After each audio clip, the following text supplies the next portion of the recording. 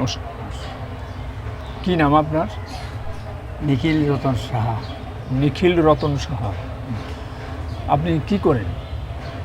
আমি আছি এখন বর্তমানে ব্যবসা। ব্যবসা কোথায় করেন? রাজগঞ্জ বাজারে। রাজগঞ্জ। আপনার বয়স এখন কত হবে? এই 77। 77। তাহলে 1971 সালের মুক্তিযুদ্ধের কথা তো স্পষ্ট মনে আছে আপনার? হ্যাঁ। আপনার জন্ম ভিটা কোথায়? আমার জন্ম ভিটে হলো চাঁদপুর কচুয়া। চাঁদপুর কচুয়া। হ্যাঁ। আচ্ছা, এই রাজগঞ্জে কখন থেকে ব্যবসা শুরু করলেন, কিভাবে, কি সূত্রে? 4 বছর 4.5 বছর। আমি তো প্রথম হলেও আমি এসএসসি পাস করার অনেক পরে, ডিগ্রি পাস করার পরে মানে বেগম সব কিছু নিয়ম এই টাইমে যে আমার রেজাল্টটা খারাপ হয়েছে, আমার একটা চাকরি হয়ে গেছিলো ব্যাংকে। আমি কিন্তু আমার ভাইদের কারণে সিকিউরিটি চাইছিল, ভাইয়েরা ওটা তো যায়নি। ভাইদের মধ্যে সবার ছোট, আমি একটু শিক্ষাগত যোগ্যতা বেশি এবং তাদের সাথে এটা ফিক্সড করতে যাই আমি বলছি যে আমি চাকরি করব না, আমি ব্যবসা করবো। আপনারা যখন ব্যবসা করেন আমিও ব্যবসা করবো। ব্যবসার কী আছে আমি একটু দেখবো। এসএসসি পাস করলেন আপনি কত সালে? 71-এর পরে। 71-এর পরে? 71 সময় আমি পরীক্ষা দিয়েছিলাম। আচ্ছা আচ্ছা। আমি তো ভালো রেজাল্ট নিয়ে পাস করছি। অন্য একটা বিষয় নিয়ে আমরা একটু ইনভেস্টিগেশন করছি আর কি, একটা ব্যাপারে। এটা হলো চান্দিনার একটা হিন্দু সম্পত্তির একটা ব্যাপার আমরা তদন্ত করছি। হ্যাঁ, এদের বাড়ি আমার বাড়ি। আচ্ছা, 5 থেকে 7 মিনিট জিজ্ঞাসা। আচ্ছা, আমি এটা চান্দিনা, আমি কচুয়া। তাহলে এই চান্দিনা আর কচুয়া, কচুয়া তো পড়ে গেল চাঁদপুরে, চান্দিনা হলো কুমিল্লায়। তাহলে আপনাদের ধরুন যে জেলা পড়ে গেল দুইটা। কিন্তু তাহলে এই বাড়ি কতটুকু দূরত্বের মধ্যে? বললাম 5-7 মিনিটের ব্যাপার। মানে 5-7 মিনিটের দূরত্বের মধ্যে, অথচ মাঝখান দিয়ে এই জেলার সীমানা গেছে। তাহলে আপনারা প্রতিবেশী। ওই যে চান্দিনার কৈলানের যে ঘোষ পরিবার, এই ঘোষ পরিবারের তো ধরুন যে আমরা পাঠের মাধ্যমে বা রিপোর্টিংয়ের তদন্তের জন্য, ইনভেস্টিগেশনের জন্য আমরা প্রায় 5 পুরুষের নথিপত্র ঘেটে দেখেছি, অনেক কিছুই রয়েছে। আপনি ঘোষ পরিবারটাকে সর্বশেষ যে তাদের প্রজন্ম ছিল, বিশেষ করে নৃপেন্দ্র ঘোষ যে, হ্যাঁ, এই ওনার ব্যাপারে, উনি কুমিল্লা শহরে বসবাস করতেন শেষ জীবনে, তার সঙ্গে আপনার কি পরিচয় ছিল? হ্যাঁ, পরিচয় ছিল। কবে, কখন, কিভাবে পরিচয় হলো? এলাকায় পরিচয় হয়েছিল না শহরে এসে? না, এলাকায় কম ছিল। শহরে এসে আমার শ্বশুরবাড়ি আপনার সামনে একবারে। শ্বশুরবাড়ি কোথায়? এই তো কান্দিপুরের রামকাটলা। আচ্ছা, মিডল্যান্ডের অপোজিটে মাতৃপূজারি সংঘ পূজাটা তো এটা হলো আমার শ্বশুরবাড়ি। আচ্ছা আচ্ছা। আর উনি থাকতেন একটু সামনে, ওই রানীর বাজার রোড। হ্যাঁ, আমি তো আবার ওই মুড়ি দিয়েছি এখানে রানীর বাজার। আচ্ছা, ঠাকুরের। আচ্ছা আচ্ছা। আসা যাওয়া ওই যে রাসস্থলী আশ্রমে। আচ্ছা, রানীর বাজারে উনি ঠিক কোন জায়গাটায় থাকতেন? ওই যে কি জানি নামটা বলে, ওইখানে থাকতেন আমার সাথে। উনি আশিক রেস্ট হাউসে উনি চাকরি করতেন, এটা জানতাম। আমি আসা যাওয়ায় ওনারা দেখতাম, কথা বলতাম, অনেক কথা বিনিময় হয়েছে। আচ্ছা, আমার বাবা এই কুমিল্লায় যে অশোকতলায় যে খাদ্য নিয়ন্ত্রকের যে কার্যালয় আছে, আমার বাবা ফুডে চাকরি করতেন। তো ওই সূত্রে এখানে আমার অনেক বন্ধু আছে, হ্যাঁ, ছোটবেলার বন্ধু। ধরুন যে মামুন, তারপরে রণজিৎ, তারপর সুনীল, এরকম। তো আমার শৈশবটার মধ্যে একটা এই এলাকাটাতে একটা বিচরণ আছে। এখন আমার কেন যে মনে হয়, আমার বাবা আবার রানীর বাজারে, তারপর ধরুন যে মডার্ন স্কুলের আশপাশে দোকানে, ওই যে একটা লোক জুতা তৈরি করতো, এই দোকানে সন্ধ্যার সময় আড্ডা দিতেন। তো বাবার সঙ্গে সঙ্গে অনেক জায়গায় আমি এই জায়গার মধ্যে যেতাম। আমার কেন যে মনে হয়, আমি যখন এনআইডি কার্ডে নৃপেন্দ্র ঘোষের ছবিটা দেখলাম, আমার কাছে মনে হচ্ছে যে ওনাকে যেন আমি জীবদ্দশায়, উনি তো প্রয়াত, জীবদ্দশায় যেন দেখেছি, এমন একটা চেনা চেনা ভাব আমার কাছে মনে হচ্ছে আর কি। আচ্ছা, ওনাকে আপনি এলাকায় দেখেছিলেন? হ্যাঁ, এলাকাতেও দেখেছি। তখন আপনারা তো বয়স অল্প বলতে আমি এসএসসি পরীক্ষার্থী। ও আচ্ছা, তাহলে আমার তো মোটামুটি যুবক। ওনার বাড়ি থেকে আমার বাড়ি 5-7 মিনিটের রাস্তা। ভবিষ্যতে আপনি আমার সাথে গেলে পরে সব কিছু আমি দেখাতে পারবো, তখনই বুঝবেন যে আরে আমি কিন্তু অন্যায়ভাবে কিছু বলতে পারবো না, যেহেতু আমার এখন বয়স হয়ে গেছে। আমি মিথ্যার আশ্রয় নিতে পারবো না, আমার তো গলা কেটে ফেলতে পারবে, মিথ্যার আশ্রয় নিতে পারবো না। এই যে আমি এটা গলায় দিয়েছি, উপরে ভগবান, উনি বিরাজমান করে, ওনার দ্বারাই এই এখন যে মাসটা চলছে এটা আমাদের দামোদর মাস। আমি কিন্তু দামোদর পালন করতেছি, আচ্ছা আচ্ছা, ঠিক আছে, দামোদর পালন করতেছি। তদ্রুপ মনে করেন ওনার সাথে আমার এদের বাড়িতে এই নৃপেন্দ্র ঘোষ মানে ওনার বাবার এখানে একটা স্কুল ছিল সংগ্রামের সময়, ওটা স্কুলটা নষ্ট হয়ে গেছে, তারপরে ওইখানে ক্লাসটা চালাইছে প্রাইমারি স্কুল, ঠিক আছে। তখন আমরা আসা যাওয়া করতাম ওনাদের বাড়ির থেকে, পদ্ম ফুল নিতাম, এই ফুল নিতাম, এই ফুল তাদের বাড়িতে পদ্ম ফুল ছিল? হ্যাঁ, পদ্ম ফুলের গাছ ছিল। আরে বাপরে বাপ, আচ্ছা, পোস্ট অফিস ছিল, হ্যাঁ আমি বলি পোস্ট অফিস ছিল, হেড অফিস ছিল, আচ্ছা, ওইখান থেকে চিঠিপত্র লেনদেন হইতো। তখন তো হলো মোবাইল যুগ, ডিজিটাল, তখন তো রেডি ছিল না। ঠিক একটা আচ্ছা, নৃপেন্দ্রবাবু তার এলাকা ছাড়লেন কবে এবং কেন, এই ব্যাপারটা কি আপনি? হ্যাঁ, বলতে জানেন? পারবো। আচ্ছা বলুন তো এটা। 71-এর সময় নৃপেন্দ্র বাবুর ভাই শচীন্দ্র কুমার ঘোষ, শৈলেশ কুমার ঘোষ, দুইজন মুক্তিযোদ্ধায় বিদায় নিছে। আচ্ছা আচ্ছা, মানে এখন 1971-এ কুমিল্লা ক্যান্টনমেন্টে সনাতনী বহু লোককে এনে মানে নির্বিশেষেই মারছে, কিন্তু সনাতনীরা বেশি আছে। হ্যাঁ, তো তাদেরকে অসম্ভব রকমের নিধনযজ্ঞ চালিয়েছে। হ্যাঁ, এটা কি ক্যান্টনমেন্টে এনে মেরেছে? অনেকের যেমন ধীরেন বাবুরে ভাষা সৈনিক এই ক্যান্টনমেন্টে নিয়ে মেরেছে, এখন এখানে এনে মেরেছে না ওই বাড়িতেই মেরেছে? এটা কি না, কিছু ওইখানে জানেন? নিয়ে আমাচ্ছে ক্যান্টনমেন্টে এনে মেরেছে। হ্যাঁ। ও বেশ টর্চার হয়েছে তাহলে। বেশ। আরে ওনাকে তো টর্চার করছিল নৃপেন্দ্র ঘোষ, আচ্ছা, অর্থাৎ ফুলুবাবু, ফুলুবাবু, ঠিক আছে? ওনার ডাক ওনার নাম ডাক নাম ফুলুবাবু। ছিল ফুলুবাবু। হ্যাঁ, ফুলুবাবু। আমার তো খেয়াল আছে, আমি তো এগুলি তখন আমি ছাত্র, আমার সব কিছু পরিচিত, সব কিছু ঠিক আছে। হ্যাঁ, তারপরে ওই তো কইলাম না শচীন্দ্র কুমার ঘোষ আর শৈলেশচন্দ্র ঘোষ, এটি তো আমার চোখের দেখার সামনে। আমি তো মুক্তিযোদ্ধায় চলে গেছিলাম, যদি আমার পিতা মাতায় আমাকে দেয় নাই বিদায়, আমি তারপরও রাগের বসীভূত হইয়া আচ্ছা, আগরতলা এসে ক্যাম্পে ঢুকে গেছি। ক্যাম্পে ঢুকে নাম টাম দিয়ে সব কিছু। এই মুহূর্তে আমার ভাই, বড় ভাই এবং বৌদি ওনারা শুনছে যে আমি নাকি মুক্তিযুদ্ধতে চলে যেতে। আচ্ছা আচ্ছা, কয় না, দরকার নেই। আমি না, আমি দেশের থেকে যেই গা খাইয়া আসছি, আমি এটা রিলিজ পরিত্যাগ করতাম, মুসলমান ধর্ম গ্রহণ করতাম, এই পরিবেশে আমি দেশের থেকে বাইরে এসেছি। এখন তাদেরকে আমি আর ছাড়তে রাজি না, অতএব আমি মুক্তিযুদ্ধ নেব, এই হিট আমার। অবধিত হইল আমি ছাত্র, ঠিক আছে। এই অবস্থায় এর বাবার এই অবস্থা দেখছি। আর যে কইলেন বাজারটা হ্যাঁ, কইলেন যে দুটা আরও ভাই দুইটা মারা গেছে, নামগুলি আমার সঠিক খেয়াল নেই। এই অবস্থায় তখন উনি কইলেন বাজারে, আমরা কইলেন বাজারে, ওনার বাবাকে আজ রাতে একটা টর্চারিং করব। এই অবস্থায় উনি বাজারে শূন্য, এই যে তখন উনি একা একা বাজারে গেছে।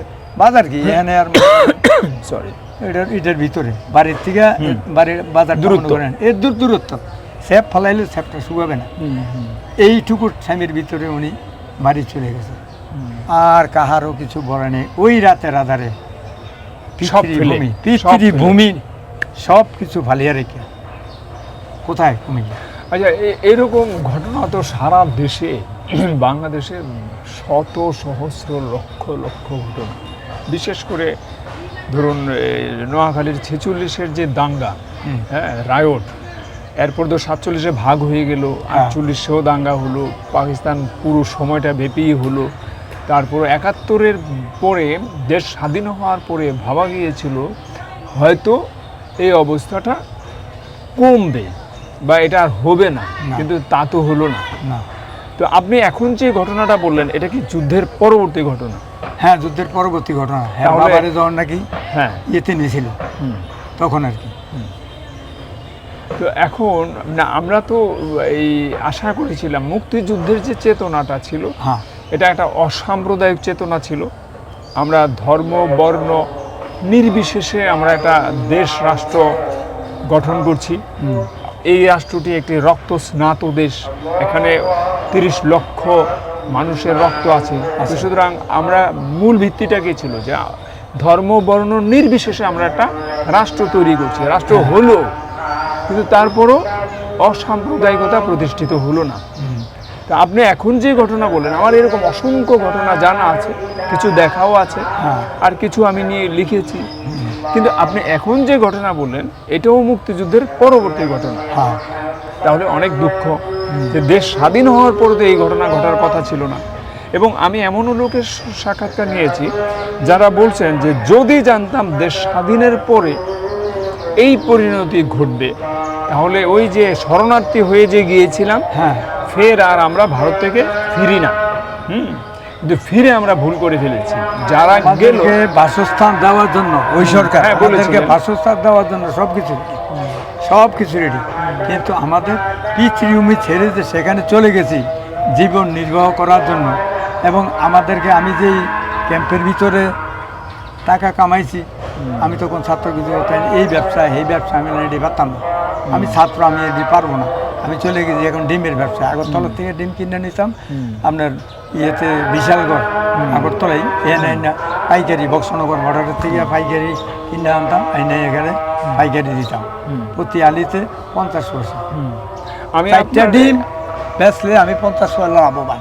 আমি আপনার সবগুলো গল্প কেন জানতে যাচ্ছি, মানুষ যখন স্বতঃস্ফূর্তভাবে কথা বলে হ্যাঁ। তখন সে ডট পরিমাণও মিথ্যা বলতে পারে না, না।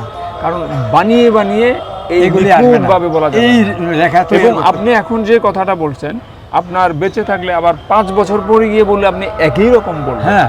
আর মিথ্যা হলে 5 মিনিট পরেও ওই রাখা কথাটা যাবে না। বলা যাবে। আচ্ছা, আমরা তো জানলাম এই নৃপেন্দ্র ঘোষ বা ফুলুবাবু, হ্যাঁ, তিনি এক রাতের অন্ধকারেই সব কিছু ফেলে যে চলে আসলেন, হ্যাঁ। তাহলে তার উপর জীবন সংশয় তৈরি হয়েছিল। তার উপর একটা মানে তার প্রাণ সংশয় না দেখা দিলে তো তার জন্ম ভিটা, পূর্বপুরুষের এত স্মৃতি বা সম্পদ, হ্যাঁ। এবং সম্পদ বলতে কি মানে জমিদার সুলভ সম্পদ। হ্যাঁ, তাদের। জমিদার। হ্যাঁ, আমি যেটুকু জেনেছি সিএস, আরএস, বিএস ইত্যাদি খতিয়ানে তাদের যে সম্পত্তি আমার মোটামুটি পার্ট বা স্টাডি আছে। আমার সাথে কোনো একদিন যদি আপনি ওখানে যান, হ্যাঁ, যাওয়ার আমি ইচ্ছা এখানে আছে। বসে যা যা বলছি, আপনি চোখে দেখতে চলে গেলে আপনার চোখের জল রাখতে পারবেন না। বটে বটে। পিতৃভূমি কিন্তু এটা। আহা।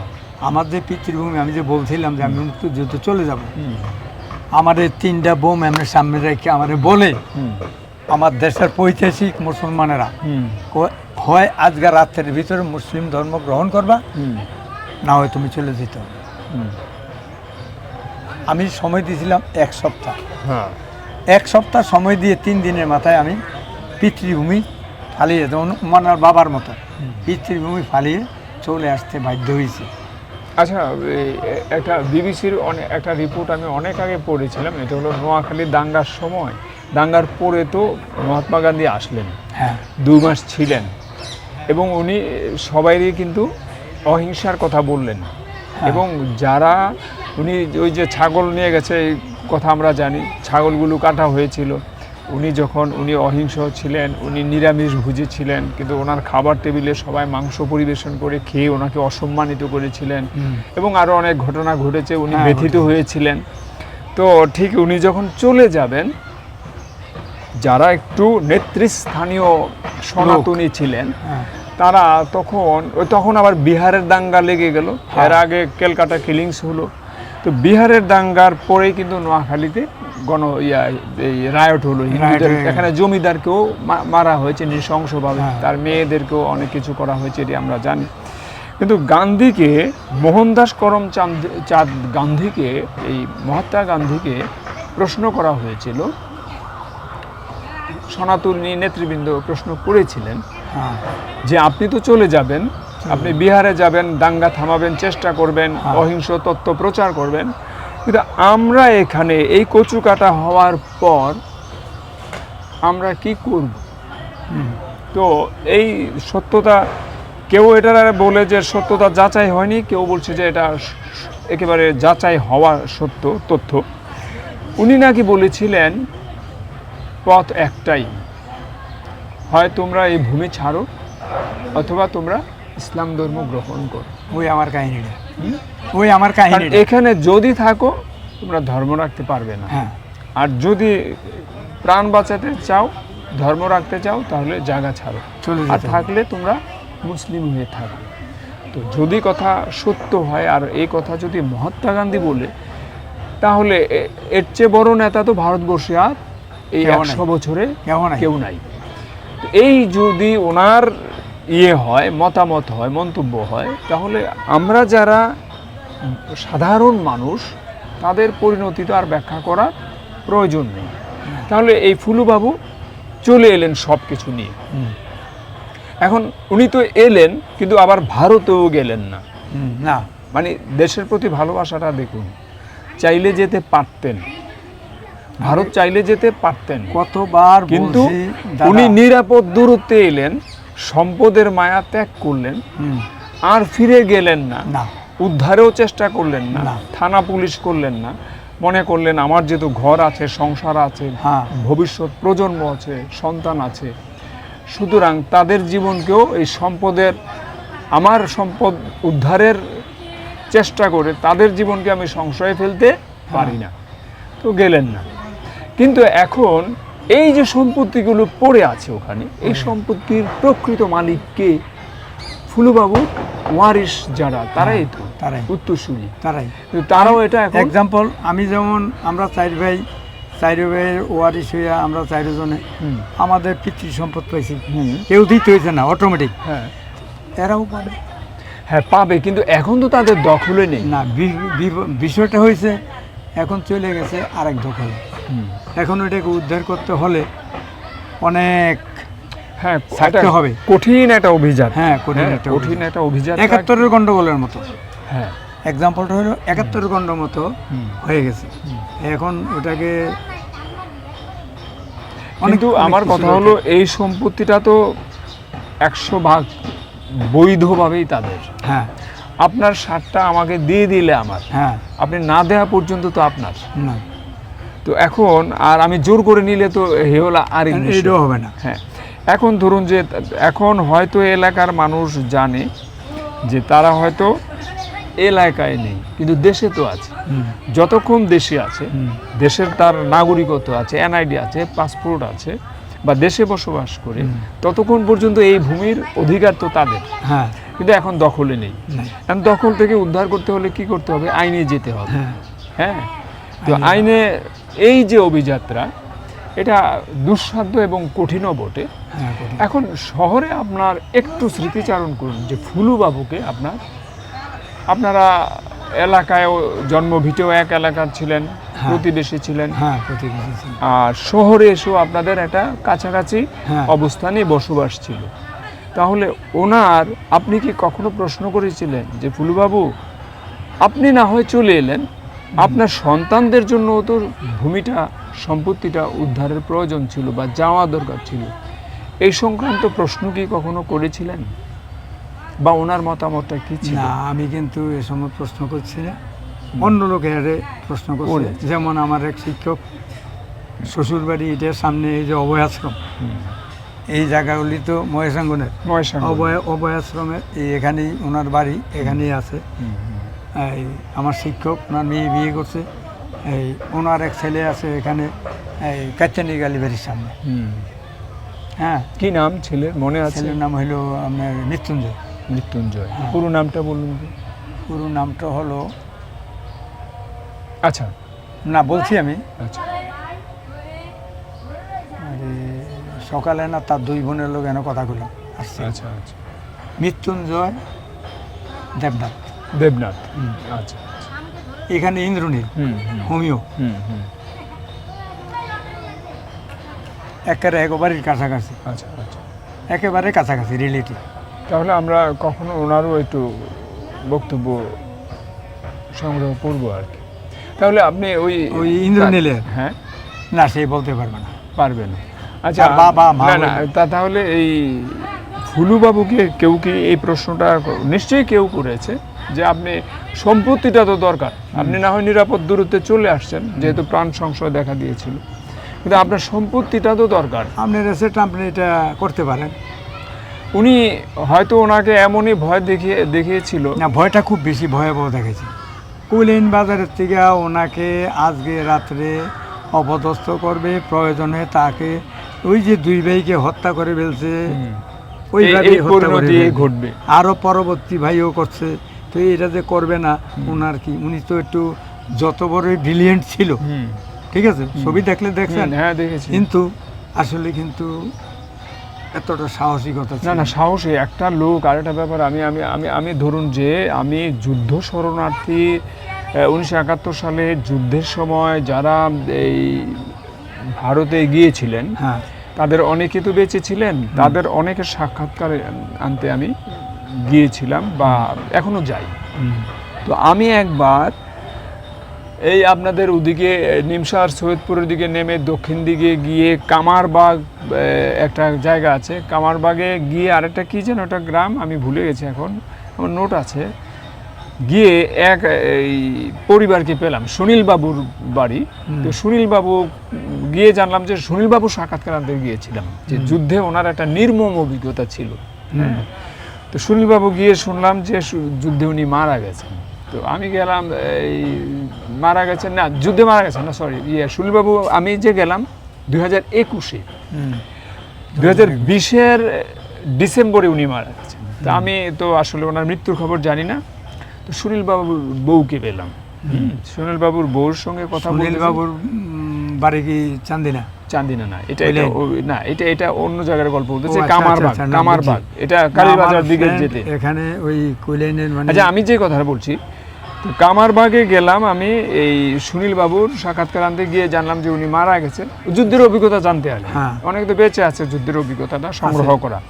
অনেকেই এই মারা গেছে। এই সুনীল বাবুর বউর সঙ্গে কথা বলছিলাম, যুদ্ধের স্মৃতিচারণ উনি করছিলেন, আমি রেকর্ডও নিচ্ছিলাম না। তো তাদের এখানে অনেকগুলো পরিবার ছিল, সনাতনী পরিবার ছিল, তারা এখন নাই, হয়তো 2 কি 3 পরিবার আছে, চারদিকে এখন মুসলিম পরিবার। তো তারা মনে করলো কি, আমি যে গেলাম, তারা মনে করলো সুনীল বাবুর বেহাত হওয়া সম্পত্তিগুলি উদ্ধারের ব্যাপারে আমি হয়তো এটা রিপোর্ট করতে গেছি, অথবা তারাই আমাকে খবর দিয়ে নিয়েছে। তো আমি যখন কথা বলছিলাম, ঠিক ওই সময়টায় আমি কথা বলছিলাম, এমন সময় দেখলাম যে ঘেরাও করে ফেলেছে যুবকেরা দল। তখন আমাকে এই উঁচু লম্বা প্রায় 6 ফুটের মতো একটা ছেলে এসে বললো যে আপনি, আপনার বাড়ি কোথায়? আমি বললাম আমি কুমিল্লা শহর থেকে এসেছি। বাসা কোথায়? আমি বললাম তালপুকুর পাড়, বা তখন বাসা আরেক জায়গায় ছিল, শহরেই। তো বললো যে আপনি কি করেন? আমি বললাম আমি সাংবাদিক। আপনি এখান থেকে ওঠেন। যাক, একটা বাজে আচরণ করছে। এখন সুনবাবুর বউ বললো যে ছেলেরা খারাপ, আপনি চলে যান। তো আমি বললাম, এর মধ্যে চাটা দিয়েছে, চা খেলাম। আমি বললাম যে আমি কেন যাব? হ্যাঁ, আমি তো কোনো মানে এখানে কোনো অন্যায় কিছু করতেছি না, ইচ্ছা নিয়ে আসিনি। না, তারা তো সংঘবদ্ধভাবে আসছে, আপনি এখন তারা আপনার ক্ষতি করতে পারে। আমি বললাম কেন, কি হয়েছে তোমাদের? তো বললো যে আপনি কি তারার সম্পত্তি উদ্ধারের জন্য আসছেন? আমি আকাশ থেকে পড়লাম। সম্পত্তি তো আমার বিষয় না, আমার বিষয় হলো যুদ্ধ, 1971 সালের যুদ্ধ। যাই হোক, পরে তারা আমাকে ঘেরাও করে ফেললো। তা আমি তো ভয় পেলামই, মানুষের প্রাণের একটা ব্যাপার আছে না। এখন আমার ইচ্ছা মতো পিটিয়ে টিটিয়ে দিল। হ্যাঁ, তো এই পথে আমি এখনো পারতপক্ষে যাই না কিন্তু। হ্যাঁ, তো তখন সন্ধ্যা, মাগরিবের আজান দিয়েছে। এখন তারা হলো 3 পরিবার, তাও আবার সুনীলবাবুর ছেলে বিদেশ ছিল, বাড়িতে নেই, ফোন রেখে গেছে ঘরে। তো সুনীলবাবুর বৃদ্ধ ওয়াইফ ঘরে, আরেকটা পরিবার আছে, ওই সন্ধ্যার সময় রান্না বান্না করছে। কিন্তু আমাকে প্রায় 25টা ছেলে ঘেরাও করলো। আমি উঠে আসলাম। আসার সময় ওরা আমার সঙ্গে যা আচরণ করেছে, কারণ আমি তো মুসলিম, আমি তো বাংলাদেশে থাকি, আমি তো সাংবাদিক, আমি বললে পুলিশ আসবে আমাকে উদ্ধার করতে। এখন এতগুলো পাওয়ার থাকার পরেও আমি রীতিমতো, আমি ওদিন অক্ষতভাবে শহরে পৌঁছাতে পারবো কিনা আমি ভীষণ চিন্তা ভাবনা মানে সন্দেহ করেছি বা আশঙ্কায় ছিলাম। আচ্ছা, তাহলে উনি যে চলে আসছে, সম্পদের মায়ায় যদি থাকতেন, এমন হয়তো ওনার প্রাণটাই যাইতো। হ্যাঁ, তো সবচেয়ে বেশি মূল্যবান যে কথাটা কইছে, হ্যাঁ, এতেই উনি হয়ে গেছে। এখন আমি যে কথাটা বলতে যাচ্ছি, এখন সুনীল বাবু নেই, উনি প্রয়াত, সরি, এই নৃপেন বাবু, ফুলু বাবু নেই, প্রয়াত হয়েছেন। তার সন্তানেরা আছেন। আচ্ছা, আমরা এখন তাদের এই যে সম্পদ, রাষ্ট্র হয়তো এখনো জানে না তার ওয়ারিশ আছে। তাকে তো বলতে হবে, হ্যাঁ। আদালতের মাধ্যমে রাষ্ট্রকে অবহিত করতে হবে দেখাতে হবে যে আমি যে এই ফুলু বাবুদের সম্পত্তি এই পরিমাণ, আর এই ফুলু বাবুর বৈধ ওয়ারিশ। হুম। বৈধ হয়। তাহলে আপনি যদি, রাষ্ট্র যদি নিজেও সম্পত্তিটা নিয়ে থাকে, কোনো পাওয়ার অফ অ্যাটর্নির মাধ্যমে দিয়ে থাকে কাউকে, হ্যাঁ কিন্তু তার উত্তরসূরিরা যখন ফুলুবাবুর নৃপেন ঘোষের উত্তরসূরিরা যদি বলে যে এটা আমাদের সম্পত্তি, সিএসআর মানে ধরুন যে ক্রোনোলজি, ধারাবাহিকতা, বংশানুক্রম অথবা সম্পত্তির যে খতিয়ান, সিএসআরএস, বিএস ইত্যাদি সব মিলিয়ে যদি তারা প্রমাণ করতে পারেন, তাহলে সরকার অবশ্যই তাদের সম্পত্তিটা তাদেরকে ফেরত দিতে বাধ্য, এই দিতে বাধ্য হবে। তার নাগরিককে। রাষ্ট্র তার সংবিধানে, প্রজাতন্ত্রের প্রজ্ঞাপনে বা বিভিন্ন বিধিতে অঙ্গীকারাবদ্ধ তার নাগরিকের অধিকারগুলো সংরক্ষণও করবে, তাকে প্রাপ্তি নিশ্চিত করবে। তাহলে করবে। আমরা যে যেখানে আছি, আপনি তার প্রতিবেশী ছিলেন, হ্যাঁ আপনি এখানে আসছেন, এখন আপনার দোকান খোলা, দোকান ফেলে দিয়ে আসছেন, আপনাকে অনুরোধ করেছি, কেন? আপনার কোনো কারণ নাই না যে ফুলুবাবুর সন্তানেরা ফুলুবাবুর সম্পত্তিটুকু ফিরে পাক। আমি একজন সাংবাদিক, আমি ধরুন ইনভেস্টিগেশন রিপোর্ট করি, হ্যাঁ, তো এই সমস্ত রিপোর্ট করার ক্ষেত্রে এই বিষয়টা যখন আমার কাছে এলো, আমার কাছেও মনে হলো, আমি এরকম অসংখ্য ঘটনা দেখেছি, আমার কাছেও মনে হলো যে এই যে তাদের এই অধিকারটুকু, তাদের এই অধিকারটুকু দেওয়ার ক্ষেত্রে আমি একজন সংবাদকর্মী হিসেবে যতটুকু করা প্রয়োজন এটা আমার করা উচিত, একজন লয়ারের যতটুকু করা উচিত, কোর্টের যতটুকু করা উচিত, আমরা তথ্য সামগ্রী ইত্যাদি উপস্থাপন করলে কোর্টও তাদেরকে সহায়তা করবে।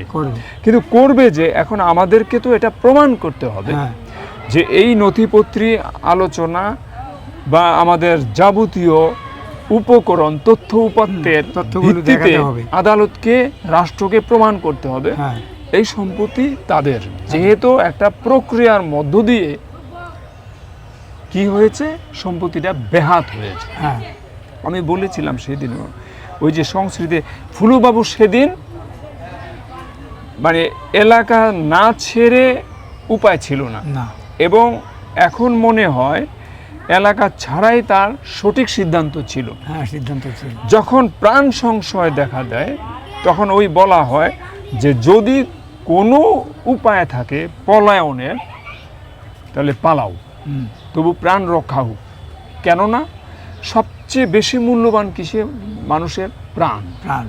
য পলায়তি স জীবতি। ওই মুহূর্তে যে পালিয়ে যায় সে বেঁচে যায়। রাত্র 2টা-3টা বাজে উনি আসছে, রাত 2টা থেকে 3টা। আমার তো পুরা খেয়াল আছে। তাই? আরে ফুলুবাবু কই, সব বিছাইতে নামছে। আচ্ছা আচ্ছা। ঘর দরজা সব কিছু আছে, সব কিছু ফালিয়ে দেয়, এইভাবে চলে আসছে। তাইলে কেন আসছে? শুধু প্রাণের ভয়ে। আমার বাসা তালপুকুরের পশ্চিম পাড়, কুমিল্লা শহরে 4 বছর ছিল। এখানে একদিন এক ভদ্রলোককে বললাম যে এই সম্পত্তিটা কার? আচ্ছা। তো বললো এটা হিন্দু সম্পত্তি, কিন্তু এই প্রক্রিয়ায় ক্রয় সূত্রে নয়, এখন এটা মুসলিম সম্পত্তি। তো আমি বললাম তারা কখন কেন গেল? বললো তাদের উপর এই ঘটনা হয়েছিল। তো রাতের বেলা তখন হারিকেন ছিল, বললো হারিকেনটা জ্বালিয়ে রেডিওটা লাগিয়ে তারপর এক রাতে তারা নাই হয়ে গেল। তো আমি বললাম হারিকেন কেন জ্বালিয়ে রাখলো আর রেডিও কেন লাগিয়ে রাখলো? বললো তারা যদি পালাচ্ছেও জানে তাহলেও আশঙ্কা হতে পারে, পথে তাদের হত্যা হইতে পারে। এক হলো যে তারা যাওয়াও নিরাপদ ছিল না। আছে না যে আমি সম্পত্তির মায়া ত্যাগ করে গেলেও আমি বেঁচে যাই, না যাওয়া অবধি আতঙ্ক ছিল। আচ্ছা, আমি বলছি যে ওই ভদ্রলোক বলছিলেন যে আলোটা জ্বললে মনে করবে লোক আছে ঘরে, আর রেডিওটা বাজলে মনে করবে রেডিওটা তো শুনছে কেউ। কিন্তু আমি তো ধারণাও করতে পারিনি যে এইরকম দুঃসহ জীবন মানুষের এখানে ছিল বা আছে। তো এইরকমভাবে নৃপেন ঘোষ যখন পালিয়ে গেলেন, হুম। চলে এলেন, তখন তার আশা ছাড়া গতি ছিল না। না।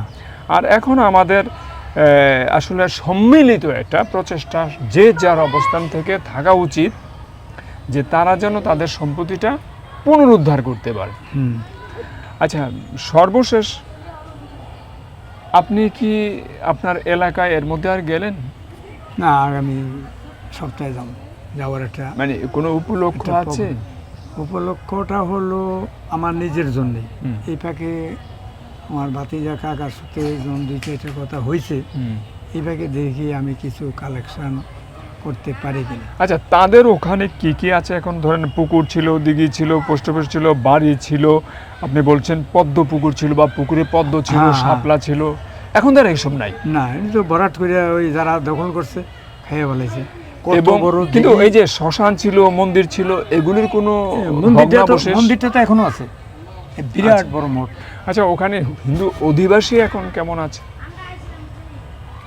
অনেক দূরে দূরে দূরে দূরে কিছু কিছু আছে, কিছু কিছু কিছু আছে। যেমন একটা আছে, দিঘি আছে। এই ওনারা ছিল কর্মকার, ওই আচ্ছা। কর্মকারের ছোট মেয়েটা, সে তো অলরেডি লিবারেশনটা দেখছে। লিবারেশনটা দেখছে, এর বাবার কথাটাও ওই মেয়েটা বলতে পারবে। আচ্ছা, ওনাকে বিয়ে দিয়েছি কিন্তু এখানে চৌধুরী পাড়া। এই মেয়েটা কি এখন হাউস ওয়াইফ না কোনো চাকরি না, বাকরি আছে? ইয়েতে ফ্যামিলি প্ল্যানিংয়ে আছে। আচ্ছা, এই ওর বাড়িতে আছে, কর্মকার বাড়ি। মানে এখন কি এলাকায় থাকেন উনি? হ্যাঁ, উনি এলাকায় থাকে, চাকরি ওইখানে থাকে, ওইখানে স্বামী কিন্তু এখানে হুম, ওই 2-1 মাস পর পর যায়, আবার এখানে আসে। আমার সাথে আবার দেখা হইলে আমার প্রায় দিকে কি উপায় যাবেন নাকি, আমি আর আসার সময় এদের বাড়িতে দেখে টিকে আসে, বিবরণটা বলি যে এই হুম। বাড়ি তো বড় এলাকা, আচ্ছা, আচ্ছা। অনেক গাছগাছালি আছে, ফল গাছ আছে, অনেক কিছু আছে। মায়া তো ছাড়তে পারে না। আরে ভিটার মায়া। মানুষ কখন হুম। পরিত্যক্ত হলে পরে হুম, বাড়ি ত্যাগ করে, ওই যে আপনি বলছেন হুম। যে রেডিওটা চালাইছে, মনে করবো ঘরে লোক আছে, হ্যাঁ। আলোটা জ্বালিয়ে রাখছে, নিশ্চয়ই ঘরে লোক আছে, হুম। মশারি টশারি খাট বালিশ সবই আছে, কিন্তু সে যে এইভাবে চলে আসছে এটা তো আর কেউ জানে না।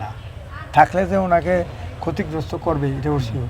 আমি আমার বেলায় শিওর ছিলাম যে আজকে যদি আমি পরিত্যাগ না হই, আমি সময় নিয়েছি 1 সপ্তাহ, আসলে 1 সপ্তাহ সময় আমি দেই নাই। আবার কথাটাতে গেলাম আর কি, যে ঠিক আছে হয় এটার নাহলে ওটা, এটার একটা হবে। কিন্তু আমি বুঝতে দিইনি, আমার গার্জিয়ানকে ফেলে রেখে, বাবাকে ফেলে রেখে, জ্যাঠাতো ভাইকে ফেলে রেখে, ওই রাতের আধারে আমরা 7 পরিবার বাড়িতে থাকি, পড়ে থাকি একদম আগরতলা আর উঠছি বিশালগড়। কেন? তোদের কারণে। ওনার ঘটনাটা তো সেটাই। আচ্ছা, ওই কইলেই নেই রত্নাসাগর দিঘি না, আমরা কি জানি, রত্নাসাগর দিকে। রত্নাসাগর কুমিল্লাতেও ধরুন যে ত্রিপুরার মহারাজা ধর্মমাণিক্য খনন করলেন হলো ধর্মসাগর। তো এই এই এই দিঘিটা আসলে ইতিবৃত্তটা কি আপনাদের কৈলানের যে এখানে আমাদের এই দিঘিটা কি এখনো আছে? হ্যাঁ, হ্যাঁ, কিছু কিছু ভরাট হয়ে গেছে, ওই যে আচ্ছা। জোরপূর্বক বাড়ি শিকার করে ঘর উঠেছে। এটা সব জায়গায় হয়েছে। হ্যাঁ, এটা তো ইতিহাস সবাই। আর বিষয়টা হইলো এখানে এই দিঘিটার থেকে আপনার আমাদের হিন্দু সমাজের জন্য অনেকে, এই তখন তো ভাণ্ড বাসন ছিল না, অনেকেরই দরকার হইতো। এখানে তৈল সিঁদুর এইভাবে দিয়া, পান সুপারি দিয়া যদি মায়ের কাছে নিবেদন করিয়া সুন্দর করে জায়গাটা ক্লিয়ার করিয়া পরিষ্কার করিয়া আইসা পড়তো, তখন এখানে আপনি স্লিপ দিতেন, স্লিপ দিলে কি কি লাগবে কবে নাগাদ ওগুলি উঠা থাকতো। যে এই কিংবদন্তির কথা আমরা অনেক শুনেছি। হ্যাঁ, আচ্ছা, দিঘিটা কবে খনন হয়েছিল এটা কি বলা যায় না? দিতে পারবো না। কতটুকু জায়গাতে দিঘিটা আছে এটা কি বলা যায়? অনেক বড় ছিল। আচ্ছা, এই দিঘির কি মালিকানা এই ঘোষ পরিবারের? ঘোষ পরিবারের। তো বেশ রাজকীয় পরিবার ছিল। হ্যাঁ, ওই যে বললাম না যে শুধু জীবন ইয়েটার জন্য উনি চলে আসছে। এখন এই দিঘি এখনো আছে? হ্যাঁ, দিঘি আগের মতো স্বচ্ছ জলের আমি দেখিনি, আমি দেখতে যাব কখনো। আর তাদের এই মন্দির কি কিছু আছে এখনো? দিঘিটার বয়স কত হবে?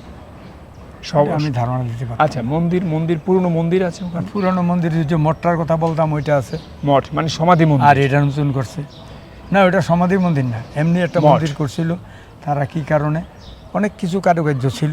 আচ্ছা, গেলে তো দেখবো, কিন্তু হ্যাঁ। ওখানে কোনো ফলক আছে মঠে বা স্মৃতিচিহ্ন, সন তারিখ কিছু ফলক টলক কিছু এটি তো সন তারিখ সব কিছু ছিল, এখন আর থেকে থাকা- ভাঙিয়ে বানাইছে। হ্যাঁ, না আমি অনেক দেখেছি সমাধি মন্দির বা মঠ মন্দির পুরনো পরিত্যক্ত হ্যাঁ, অ্যাবান্ডন হ্যাঁ। যেগুলো, স্থান এগুলো দিয়ে- শেষ পর্যন্ত আরে এত সুন্দর অলঙ্করণ ছিল, হ্যাঁ, আপনার যে নকশা কারুকাজ এত মানে মোহিত হওয়ার মতো। হ্যাঁ। তো এখন এগুলো তো আসলে কালের গর্ভে পরিত্যক্ত থাকতে থাকতে শেষ। তখন পরিবেশ ছিল একটা, একরকম। এখন পরিবেশ হয়েছে আরেকটা।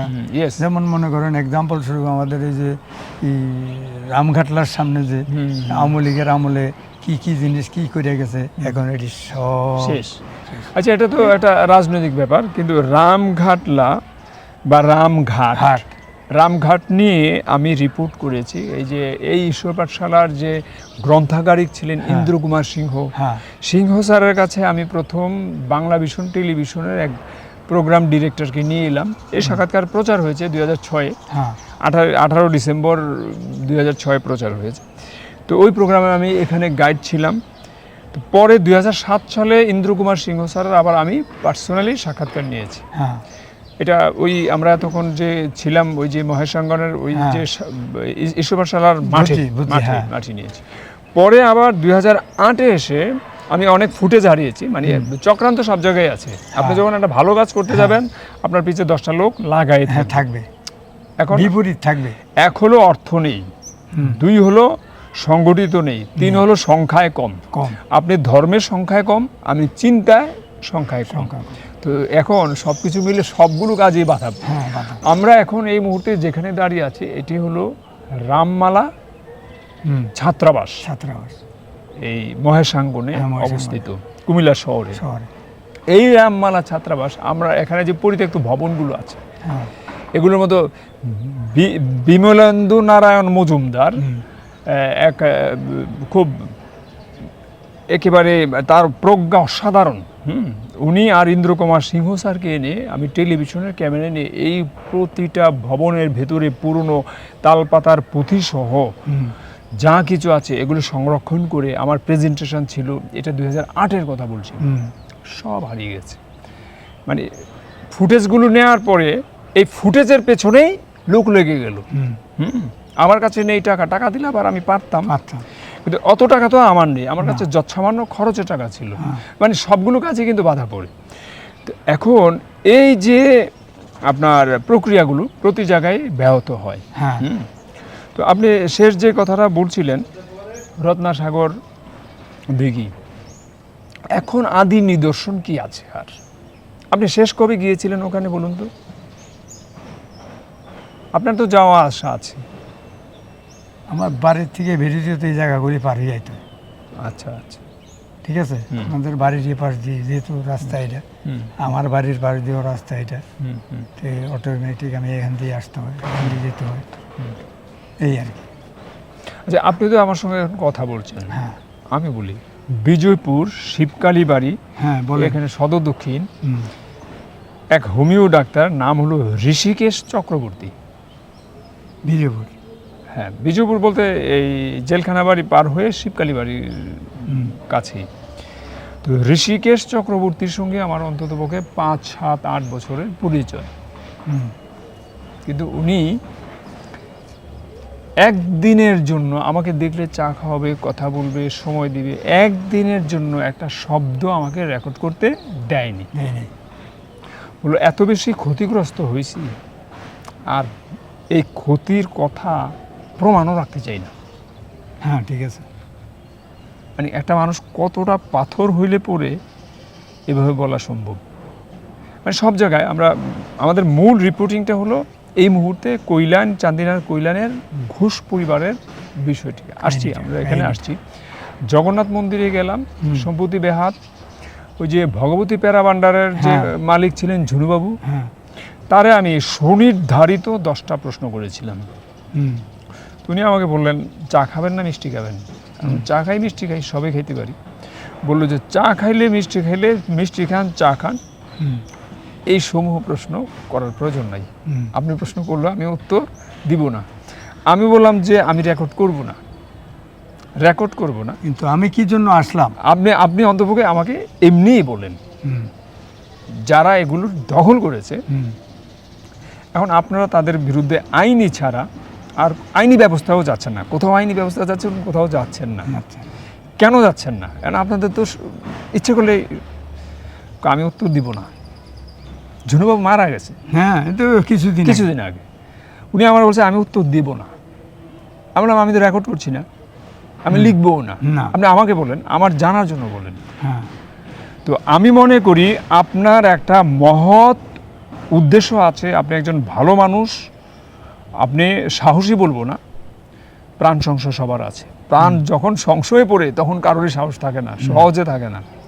আমরা তো আর সৈনিকের চাকরি করি না। যাই হোক, এখন কথা হলো আপনি তো অন্তপক্ষে আপনার তো এই উদ্দেশ্যটা আছে, ফুলুবাবুর সন্তানেরা, ছেলেরা ফুলুবাবুর নিজস্ব সম্পত্তিটুকু পাক, এই উদ্দেশ্যে তো আপনি এই উদ্দেশ্যে আমি ওনাকে সহযোগিতা করার জন্য আসছি, আর কিছু না।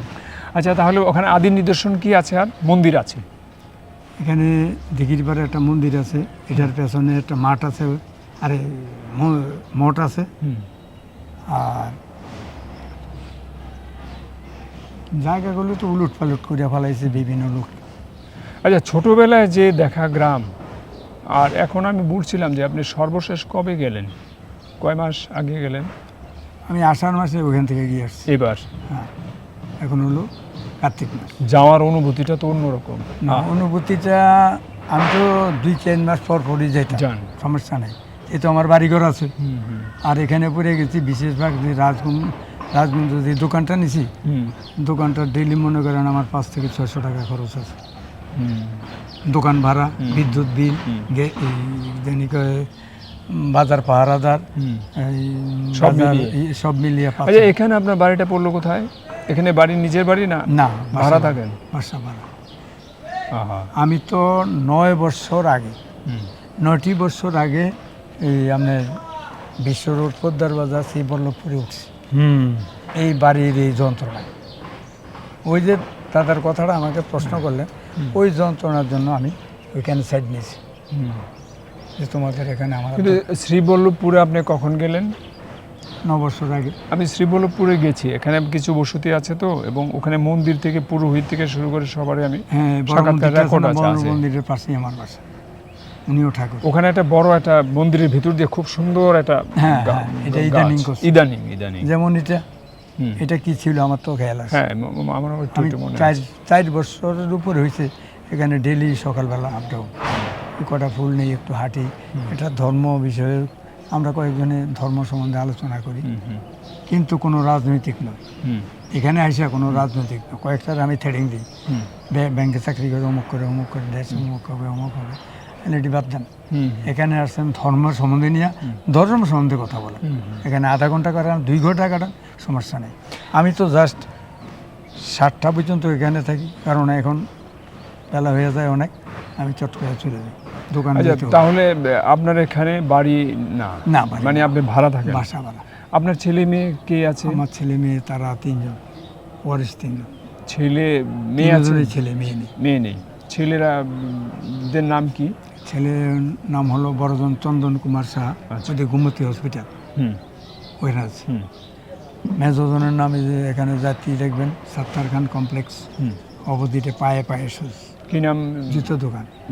বন্ধন কুমার সাহা। আচ্ছা, বন্ধন কুমার সাহা। আর ছোটজন সুমন কুমার সাহা। আচ্ছা, আপনি ফুলুবাবুর আর অন্য ভাইদের তো দেখেছিলেন? হ্যাঁ, দেখেছি। মানে তারা তো 5 ভাই ছিলেন। হ্যাঁ। কাকে দেখলেন? ওই বড় 2জন মারা গেল, তখন আপনি তো সচিন্দ্র কুমার ঘোষ, শৈলেন কুমার ঘোষ, ওখানে দেখেছি। এই মুক্তিযুদ্ধে যাই না, ওই সময় না তারা এই দুর্ঘটনা ঘটায়। আর পাশে আরেকটা দুর্ঘটনা ঘটাইছে, আরো 2 জনে আছে না, এদেরকে উনি তো ওই ভয়েই চলে আসছেন। কাকা কোনো সমস্যা নেই। আচ্ছা, ফুলুবাবুর ছেলেদের সঙ্গে আপনার যোগাযোগ পরিচয় আছে? না, নাই। উনি তো আমার সাথে যায় আচ্ছা, না। আপনি কবে আবার এলাকায় যাবেন? এই তো আগামী সপ্তাহে। এমনিই যাবেন না অনুষ্ঠানাদি আছে? বিষয়টা আমারই একটা আচ্ছা, ব্যাপার যাই আছে। হোক, মানে পাশে- মানে আমরা আমি আমি পাশে আমি ওনাকে touch করব। আমি আপনার সঙ্গে ওই সময় যাওয়ার কোনো সুযোগ আছে? না, আমি আগে কেরিংটা নিয়ে আসি। ও আচ্ছা আচ্ছা। আমি ওনাকে আগেও বলছি আমি রাফেরটা ক্যারিং করে নিয়ে আসি, যদি আবার দরকার লাগে 2 সপ্তাহ পরে যাওয়ার ওটাও করব, কিন্তু আমি আপনাকে টাচিং দেখিয়ে দিতে পারি এটা ঠিক আগে আছে। থেকে। আচ্ছা, আপনার ছোটবেলার যে কৈলেন গ্রাম আর এখনকার যে কৈলেন গ্রাম, আপনি তো ছোটবেলায় ওই গ্রামে ছিলেন, জন্ম হয়েছে, হ্যাঁ, সব কিছু বেড়ে উঠেছেন। থানায় আনা দুইটা। আপনার জন্মের কত বছর পর্যন্ত আপনি ওখানে ছিলেন? আমি তো কখনো লড়ি নেই, ছিলেন? এই 9 বছর পর্যন্ত বাড়ির থেকে লড়ি নেই। এই 18 বছর বাইরে ছিলাম নারায়ণগঞ্জ লেখাপড়া সিস্টেমে। আচ্ছা। ওই সময় দেয়া এই মাস্টারি করতাম আচ্ছা, হ্যাঁ, এই নারায়ণগঞ্জে। নারায়ণগঞ্জ। আচ্ছা, পরিবর্তনটা কৈলেনে পরিবর্তনটা কি হলো? এখন যে জানতো পরিবর্তন দেখেন। পরিবর্তন তো এটি অবৈধ, অবৈধ। সংক্ষেপ কথাটা হলো অবৈধ। অবৈধ। আমি একটু বলি। কারণ আমি শেষ করে দিই, বলুন। হিন্দুদের সম্পত্তি কে কিভাবে খাবে এই লুট রাজনী আছে, যেমন কুমিল্লা শহরও কে কারটা খাবে, বিষয়টা এটা, আর কিছু না। শুধু চেয়ারটাতে বসতে পারলে এটা এই, অমুকে বসতে পারলে এই, অমুকে বসতে পারলে এই ছাড়া কিছু নেই। কিন্তু তাদের প্রাকৃতিক জগতে যান যে তাদের ধন সম্পদ, এটি কি তাদের না অন্যের? অন্যের। অন্যের। এটা কিন্তু আচ্ছা, মিথ্যা। আমি ফাঁকে একটা বিষয় বলি। আমার হাই স্কুল ছিল দেবিদ্বার, কুমিল্লা জেলার দেবিদ্বার উপজেলায় গঙ্গা মণ্ডল রাজ ইনস্টিটিউশন। নাম শুনছি। আপনি চিনবেন। 1922 সালে এটা প্রতিষ্ঠিত। তো প্রথম স্কুল কলেজ পুরনো যায় আছে, এগুলো তো ধরুন যে অধিকাংশ হিন্দু জমিদাররাই এগুলো প্রতিষ্ঠা করেছে। ওই যে আমার এটা কথা। আমরা, হ্যাঁ। তো এই স্কুলেরও তাই এই ঘটনা। এখন আমার ওই স্কুলের এক স্কুল শিক্ষক ছিলেন, নাম হলো নরেশচন্দ্র পাল। পাল। আমার যে গ্রাম হ্যাঁ, আর নরেশ স্যারের গ্রাম, অর্থাৎ আমার গ্রামটা পার হয়ে নরেশ স্যার স্কুলে আসতেন, আবার আমার গ্রামটা পার হয়ে স্কুলে যেতেন। হ্যাঁ। তো যাই হোক, নরেশ স্যারের বাড়িতে নরেশ স্যারের ভাইয়ের ছেলে গৌতম আমার বন্ধু, ক্লাসমেট। হ্যাঁ। তো যার কারণে নরেশ স্যারের বাড়িতে যাওয়া হতো। হ্যাঁ, আবার বেশি। আমার মামার বাড়িটা আর নরেশ স্যারের বাড়ি খুব কাছাকাছি, তো বিধায় নরেশ স্যারের বাড়িতে যাওয়া বেশি হতো। আসা এবং আরও যাওয়ার কারণ হলো এত বেশি গাছপালা ছিল, এত সৌন্দর্য ছিল, এত বেশি ফুল গাছ ছিল, এবং বিশেষ করে জবা ফুলে আচ্ছন্ন ছিল। এই ফুলের লেগে এখানে আচ্ছা, আছে। হ্যাঁ, আমি শুনবো হ্যাঁ, আপনারটা। আচ্ছা। আমি 2010 সালে আমার স্ত্রীকে নিয়ে, ছেলের তখন ছোট, ভাবলাম নরেশ স্যারের ভিটা দেখতে যাব। আমি এর মধ্যে আবার যেহেতু রিপোর্টিং করি, সাংবাদিকতা করি, আচ্ছা। 25 একটা বা আছে না? আরও বেশি বছর, 95 সালের শেষ দিক থেকে আমি সাংবাদিকতায় পেশাদারিভাবে জড়িত। আচ্ছা। তো আমি একটা ঘটনা শুনেছিলাম, নরেশ স্যারের বাড়ির আশেপাশেই বা একটা খুন হয়েছিল। আচ্ছা। এটা 2001। এরপর আমি শুনেছি তাদের উপর কিছু নিপীড়নের ঘটনা আসছে, মর্মান্তিক। এখন আমার পেশাদারি, আমি তো পত্রিকায় চাকরি করি, হ্যাঁ। আর পত্রিকার কাজের ফাঁক দিয়ে আমার আর যাওয়ার সময় হয়নি। এখন এটা তো পত্রিকা তো আর আমাকে এই দায়িত্ব দেয়নি। না। তো যাই হোক, আমি শুনেছি যে নরেশ স্যারের বাড়িতে অনেকগুলো ঘটনা একই সঙ্গে ঘটছে, কিন্তু আমার আর যাওয়ার সময় হচ্ছে না, কারণ আমাকে তো বিভিন্ন জায়গায় কাজে ব্যস্ত রাখছে, বা হ্যাঁ। আমিও ব্যস্ত থাকছি। না, ঠিক আছে। শুনেছি, কিন্তু আমার যাওয়া হয়নি। আপনার তো এটা। হ্যাঁ, কিন্তু না হলেও আমার তো অন্য কাজ আছে, আবার অফিসিয়াল, আমি ইনডোরে কাজও করেছি, আমি ছবি তুলেছি, বিভিন্ন রকমের কাজ করেছি পত্রিকা অফিস। 2010 সালে আমি আমার স্ত্রী আর ছেলেকে নিয়ে আমার গ্রামের বাড়িতে গেলাম, গিয়ে ভাবলাম নরেশ স্যারের ভিটাটা একটু দেখে আসি। দেখে যাই। তো গেলাম, গিয়ে তো এক বাড়ির ভেতর দিয়ে যাচ্ছে, বললো যে আপনার কোথায় যাবেন? আমি নরেশ স্যারের বাড়িতে যাবো। নরেশ স্যার তো নাই। আমি শুনেছি এর আগে নরেশ স্যার প্রয়াত হয়েছেন। তো ঠিক আছে, নরেশ স্যার তো নাই, এটা শুনেছি। আমি বললাম তো উনি মারা গেছেন, আমি জানি, কিন্তু আমি আসলে ভিটা দেখতে যাই। ভিটা পাবেন কোথায়? ভিটা তো নাই। আমি কেন নাই? কয়ে নরেশ স্যারের পুরো তারা যারা যারা ছিলেন ভাইটাই একেবারে পুরো এরিয়াতে যারা ছিলেন একজন না, কিন্তু সবাই মিলে কি করলেন, হয় অল্প দামে বা কি হয়েছে আমি জানি না, মানে নাই, ভিটায় নাই। পরে একজন বললেন যে নরেশ স্যার একজন ভাই রানীর বাজারের ওষুধ দোকান করতে পারেন।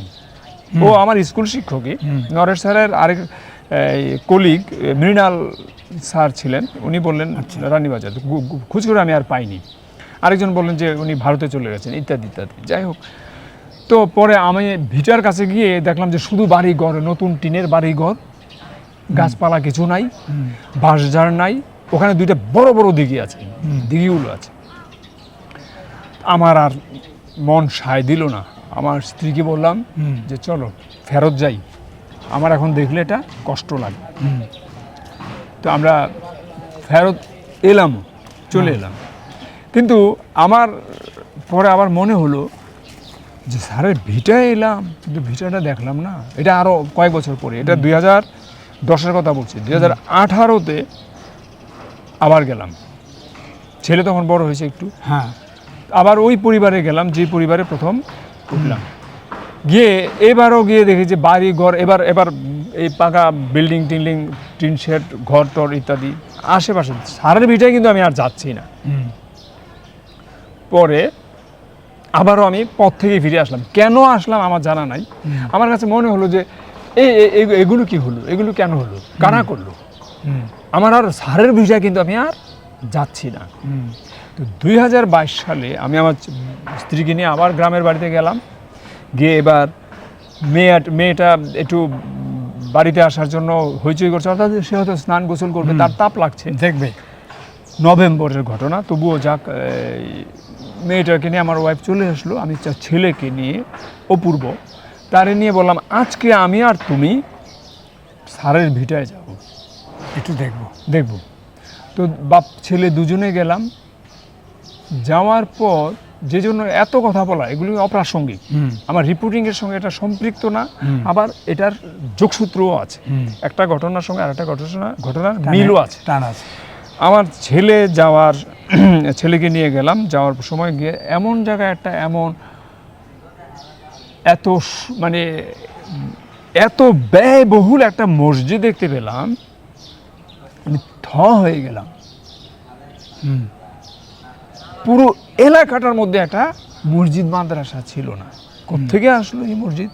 তো নামাজ পড়ে একজন এলেন, আমি তারে একটু ভিডিও করতে গেলাম, সে আমার ধরে বসে, ট্রেন্ড লোক, প্রশিক্ষিত লোক, এই আমার ভিডিও করছেন কেন? ভাই আমার বাড়ি এইখানে, আমি আসছি এই গ্রামে, আমার শিক্ষকের ভিটা, তো আপনি কি আমার এইভাবে ধমক দিয়ে বললেন? আমি ভিডিও করতেই পারি, এই মসজিদ আমি কোনোদিন দেখিনি। তো আমার একটু ইচ্ছে হলো আপনার সঙ্গে একটু কথা বলি। না, আমার সম্মতি ছাড়া আপনি এই আমার সাক্ষাৎকার, আমাকে ভিডিও করছেন? ঠিক আছে, আমি কেটে দিচ্ছি। একটা সাধারণ লোক, হিন্দু মুসলিম নির্বিশেষে, কোনো দিন এভাবে কথা বলবে না। সে ট্রেনিং প্রাপ্ত যে কোনো রেজিমেন্টের লোক, আমরা বুঝতে পারছি। সে আমার ধমক দিচ্ছে, আমি সাংবাদিকতা করি, আমার একটা পাওয়ার আছে না, আমাকে সে ধমক দেয়, তাহলে তার পাওয়ার আরও বেশি। তো আমি কেটে দিলাম। কেটে আমি বললাম, না, এটা তো আমার স্মৃতিবহুল জায়গা, এখানে তো মসজিদ ছিল না কখনো, এখানে আমি দেখছি অসংখ্য বৃক্ষ। তো এগুলো জায়গায় হঠাৎ মসজিদটা কেন হলো, কবে হলো, কারা করলো, আপনি কে? সেও এখানকার না, ভিনদেশি। হ্যাঁ, তারপরও সে আমার ধমক দেয় আমার এলাকায়। আমি তো পাওয়ারফুল লোক। হ্যাঁ, তারপরও আমি চলে গেলাম, ছেলে নিয়ে বাবার এই স্যারের ভিটায় গেলাম। নিচু হয়ে গেলেন, তাকে একটু উঠতে দিলেন। স্যারের পরিণামে তোমার কি হবে এটা পরে। স্যারের ভিটায় গেলাম। ভিটায় যাওয়ার পরে গিয়ে দেখলাম এবার কিন্তু বাকিটা আর আমি বলবো না, বলাটা সহ্যের মধ্যে পড়বে না। ধরেন জবা ফুলের গাছ সচরাচর এই মোটা আমাদের দেশে পাওয়া যায় না। পাওয়া যায়, এগুলি এত বড় পাওয়া যায় এখানে। তো আমি এই কথা বলার প্রাসঙ্গিকতা নাই। 92 সালে বাবরি মসজিদ ভাঙার সময় জবা ফুল কত বাড়িতে কাটতে দেখছি, এটা ভিন্ন ঘটনা। আমি তখন ঢাকায় ছিলাম, আরও ঘটনা দেখছি। এই বাড়ির মধ্যে এটা তো ধরুন যে এটা সংস্কৃতি। হ্যাঁ এ ধরুন এখানে একটা ইয়ে থাকবে, তুলসী গাছ থাকবে, এটা হলো সংস্কৃতি। হ্যাঁ এটা আমাকে বিশুদ্ধ অক্সিজেন দিচ্ছে। হুম, আমি প্রকৃতি প্রেমিক, হুম, আমি জীবন প্রেমিক, হুম। এটা আমি এখানে রাখবো, এটা আমি রোপণ করব, এটা আমি চর্চা করব। এটা দিয়ে কয়টা কাজ হয়? এটা তো তো এখন আমি যেই লোকটা এটাকে সমূলে তুলে ফেলে, হ্যাঁ আমি তো তাকে দেখলে ভয় পাই, হুম, তাই না? সে তো মানুষ নয়। হ্যাঁ, এখন এই বাড়ির জবা ফুলগুলো, এই গাছগুলো, এত ফুলের সমারোহ কোথায় গেল? নাই। মাটির ঘর ছিল, কার? নরেশ স্যারের। হুম, একদম সাধারণ জীবনযাপন ছিল, তারা ভাইরা আরও শিক্ষক ছিলেন, হুম। শিক্ষিত প্রজন্ম ছিল, হ্যাঁ কিন্তু ভিটার সমূলে জমি। হ্যাঁ এবং আমি আমার ছেলেকে রেকর্ড করে আনলাম কোথায়, কি জানেন? ফুলকপি ক্ষেত, নভেম্বরের কথা বলছি, হ্যাঁ, 2022 ফুলকপি। আমি যে রেকর্ডটা নিচ্ছি হুম, এমন সময় চারদিকে লোকজন জড়ো হয়ে গেছে। হুম। আমি বললাম, রে ভাই, আপনারা কে কি মনে করছেন রাজনীতি না ধর্ম, আমি এগুলোর মধ্যে নাই। নাই, আমি আমার কাজে আমার হলো এটা শিক্ষকের ভিটা। হুম, আমার শিক্ষক। হ্যাঁ, আমার বন্ধুর ভিটা গৌতম। এখন তারা নাই, আমার তো স্মৃতি আছে, হুম, আমি স্মৃতির কথাটা বলতে আসছি। তারপরও ভাব দেখে আমি একটা সময় কেটে ফেলছি। পরে দিঘি ছিল, দিঘির নাম ছিল কি জানেন? আন্ধি দিঘি, এখনো নাম আছে। দিদি। চতুর্দিকে এত গাছপালা ছিল, অন্ধকার হয়ে থাকে, হ্যাঁ গাছের কোনো অস্তিত্ব নাই। দিঘি আছে, মাছ চাষ আছে, লিজ হয়, ইত্যাদি ইত্যাদি। হুম। যাই হোক, এখন এই কথা বলার অর্থ হলো আমার যে ক্ষত হয়েছে এই পরিবর্তন দেখে। আমি এমনও জায়গায় গেছি যে মাদ্রাসা মসজিদের বিরোধী না আমরা, হুম, কিন্তু আপনি যদি 20 বছর পরে, 15 বছর পরে এই তুলসী গাছের জায়গায় একটা মাদ্রাসা দেখেন, তখন কেমন লাগবে? লাগবে। আমি ঠিক এই পরিবর্তনটুকু ওখানে দেখে আসছি।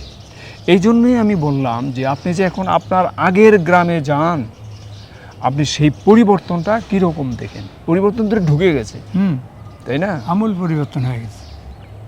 কিন্তু তো বিধ্বংসী পরিবর্তন। আমরা পরিবর্তন চাই, এই যে মোবাইল চাই, গতি চাই, হুম। ইন্টারনেট চাই, কত কিছু চাই না? কিন্তু এই যে মানব সভ্যতার বিধ্বংসী যে পরিবর্তন, এটা তো চাই না। না, ধরুন আমার ছেলে হারমোনিয়ামটা সকালে বাজালে এক বাধা, সন্ধ্যার পরে বাজালে এক বাধা, যখন সে এই এশার আজান দেয় তখন আশেপাশে বাজালে এক বাধা। সে বলে, বাবা বাজাবোই না। হুম, বাজানো দরকার নাই, বাজাইলে যদি এত সমস্যা, বাজাবোই না। আমি কিন্তু আসছি আপনার কথা শুনতে, কিন্তু বলতে কিন্তু আমার আচ্ছা, কথা না কোন দুঃখে। ওইটাই তো। তাল পুকুরের পশ্চিম দিকে আমি 4 বছর থেকে গেছি, তো একটা 10 তলা ভবনের 8 তলায় আমার বাসা ছিল 4 বছর। হুম, ঢোকার আগেই আমাকে প্রশ্ন করছে, আপনি হিন্দু না মুসলিম? আমি বললাম মুসলিম। কি নাম? আমি বললাম, জসিম উদ্দিন অসীম। অসীম, অসীম তো হিন্দুর নাম। আমি না, অসীম একটা বাংলা শব্দ, তা আমার বাবার এই নাম রেখেছে, তো এই নাম দিয়ে আপনি বাসা ভাড়া নেওয়ার আগেই আপনি আমার আটকে দিচ্ছেন। আমি ধরলাম আমি হিন্দু, তাহলে আপনার অসুবিধা কী করে? আমরা হিন্দু ভাড়া দিই না। আরে হিন্দু ভাড়া দেন না, হিন্দু না হিন্দু বাড়ি দেখে দেখে ঢুকবে। হুম, হ্যাঁ, আপনার তো হিন্দু বাড়ি, হিন্দু পরিবার আসলে আপনার তো অসুবিধা নাই, না, কারণ আপনি তো সংখ্যালঘু না, না, আপনি তো মুসলিম, আপনি তো ভয় নাই, না। হে তো আপনার ক্ষতি করবে না, হুম, তো হিন্দুর অসুবিধা কি? হুম, তা আপনি কেন ভয় পাচ্ছেন? হিন্দু এনা চিন্তা করবো যে আমি হিন্দু বাড়ি ছাড়া থাকলে আমার নিয়ে অসুবিধা হয়, হুম, কিন্তু হিন্দু একটা আপনার বাড়ি থাকলে আপনার তো ভয় নাই। হুম, আপনি ধরেন না 30 পরিবার আছেন, একটা হিন্দু পরিবার আছে, ওই হিন্দু পরিবার তো 29 পরিবারকে ক্ষতিগ্রস্ত করবে না, ক্ষতিগ্রস্ত করবে না, যে পারবেও না। তারটা তিনি তো আপনি কেন তারে ভয় পান? হুম, আমি হইলামই হিন্দু, আপনি কেন ভয় পান? ইত্যাদি। যাই হোক, শেষে হলো কি এইরকমভাবে সবগুলো জায়গায় পরিবর্তন আসছে। আচ্ছা, শেষ আপনি ওই ঘোষ পরিবারের সম্পর্কে একটু বলুন, যে তাদের আগে ছোটোবেলায় কাদের কাদের দেখতেন, পরে কি হলো, আর এখন কি কোনো প্রজন্ম আছে ঘোষদের? এই যে 5 ঘোষ বললেন, কেউ নাই। নাই। আমি জানি নৃপেন্দ্র কুমার ঘোষের 2 ছেলে কুমিল্লা শহরে এখনো আছেন, বসবাস করছেন। ওই ঘোষেরই বৈধ উত্তরসূরি তারা। হ্যাঁ, আপনার তাদের সঙ্গে তো আপনার যোগাযোগ হয়েছে। এখন তারা আপনার পরামর্শ মতে কিভাবে তাদের পূর্বপুরুষের ভিটায় বা পিতৃভূমিতে অধিকার পেতে পারে? যেতে হয়তো তারা হয়তো যাবে না, কিন্তু এই অধিকারটা কিভাবে প্রতিষ্ঠিত করতে পারে? আদালত তো অবশ্যই লাগবে, কিন্তু এর জন্য আমাদের এই যে আপনি আজকে সময় দিলেন, আপনি ধরুন যে কথা বললেন, আপনি নৃপেন বাবুকে চিনতেন, ফুলবাবুকে চিনতেন, জানতেন, আপনারা শৈশবের বন্ধু ছিলেন। হ্যাঁ, তো তেমনিভাবে আমরা অসংখ্য লোকের মাধ্যমে এটা প্রমাণ করতে চাই যে ফুলুবাবু এই পরিবারের একজন বৈধ লোক ছিলেন, তার উত্তরসূরি ফুলুবাবুর ছেলেরা, এবং এই সম্পত্তির, এই সমূহ সম্পত্তির অধিকার ফুলুবাবুর সন্তানদের। আর তো কোনো প্রজন্ম নেই এখানে। না, ঘোষ পরিবারের কেউ কি আর আছে ওখানে? না, নাই। আচ্ছা, এলাকার লোকেরা কি জানে যে ঘোষ পরিবারের কেউ এখানে এই দেশে আছে কিনা? একমাত্র জানে যে ওই দাদাই আছে। কোন দাদা? ফুলবাবুর কথা বলছি, নৃপেন্দ্র বাবুর কথা বলছি। নৃপেন বাবুর ওনার প্রয়াত হয়েছে কি জানে না, ওনার কয় ছেলে না মেয়ে, এগুলি জানে না হয়তো। এটা কিন্তু আমার মেমোরিতে নাই। আচ্ছা, উনি যে প্রয়াত হয়েছেন এলাকার লোকে এটা জানে? হ্যাঁ, এটা শুনছি। আর এলাকার লোকেরা আমরা যদি যাই, 2020 নেই ঘটনাটা। আমরা এলাকায় গেলে ফুলুবাবুর সঙ্গে যারা, আপনি যেমন তার আচ্ছা। ছোটবেলার সঙ্গী ছিলেন, তাকে ভালোভাবে জানেন, ফুলুবাবুর এই কে জানতেন, চিনতেন, বা বিশেষ করে ফুলুবাবুকে চিনতেন, এরকম অনেক লোক এখনো বেঁচে আছেন না? আছে, সবাই তো আর চলে যায়নি, আছে। হ্যাঁ, বা বেঁচে আছেন। বিশিষ্ট যারা ছিল তারা হয়তো নাই। আপনার এই একটু বর্ষিয়ান, বয়স্ক এরকম কোন চেয়ারম্যান, মেম্বার আগের আছে? আমি বলছি। আচ্ছা, চেয়ারম্যান তো কয়েকজনই আমার মেমোরিতে আছে। এখন নতুন করিয়াকে এটা কিন্তু আমি সঠিক বলতে পারি। আপনি দেখেন, ফুলুবাবুর একটা বিষয় অত্যন্ত মর্মান্তিক। উনি তার পিতৃভিটার অ্যাড্রেস দিয়ে উনি এনআইডি কার্ডটাও করেননি, ভয়ে যে আমি যেহেতু ওখান থেকে এইভাবে অপদস্থ হয়ে আসছি প্রাণ রক্ষায়, আর ওই ঠিকানা দিয়ে ওখানে গিয়ে আমার ছেলেদেরকে আর এই জীবন সংশয়ে ফেলতে চাই না। মানে কতটা আক্ষেপ, কতটা কষ্ট থাকলে পরে উনি এই শহরের ঠিকানা দিয়ে উনি এই এনআইডি কার্ড, জাতীয় পরিচয়পত্র তৈরি করেছেন। বাস করতেন কুমিল্লা শহরে, কিন্তু উনি ঠিকানা তো বাড়িতে দিতেই পারতেন, কিন্তু ভয় দেয় নাই। আর পরিণাম হলো, আমি যদি এখানে ঠিকানা দিই তাহলে আমাকে এখানে খোঁজ করবে। আমি বুঝতে পারছি, যেহেতু আমিও কোথাও এমন ঠিকানা দেই না, আমাকে খুঁজে বের করবে, দরকার নেই। আমার বাসার ঠিকানা দুই জায়গায় দিই, একটা দিই ওইটা, এটা কিন্তু সঠিকভাবে দিই না, কারণ আমাদের তো শুনেন, আমাদের কৌশল করে বাঁচতে হবে। হ্যাঁ, বাঁচতে হবে। আমি বলি, শহরে আমি হাঁটার সময় আমার ছেলে বউদেরকে বলি, তোমরা 100 গজ দূরে হাঁটো, আমি পিছিয়ে হাঁটি, আমার সঙ্গে তোমরা আসলে জানলে তোমাদেরকে আক্রমণ করবে। তো এটাও তো একটা বাঁচার কৌশল। তো এখন আমাদের তো কৌশলী হইতে হয়, না হলে তো উপদ্রবের শিকার হইতে পারি আমরা। উপদ্রুত হইতে এই জায়গায় আসছি। তো ঠিক আছে, আমরা প্রথম আসার পরে কিছুদিনের মধ্যে আমি বাড়িতে যাইয়া কোল বালিশ, তোষক, বালিশ এমন সুন্দর করে খাটে সাজিয়ে রাখতাম, এমন সুন্দর করে রাখতাম।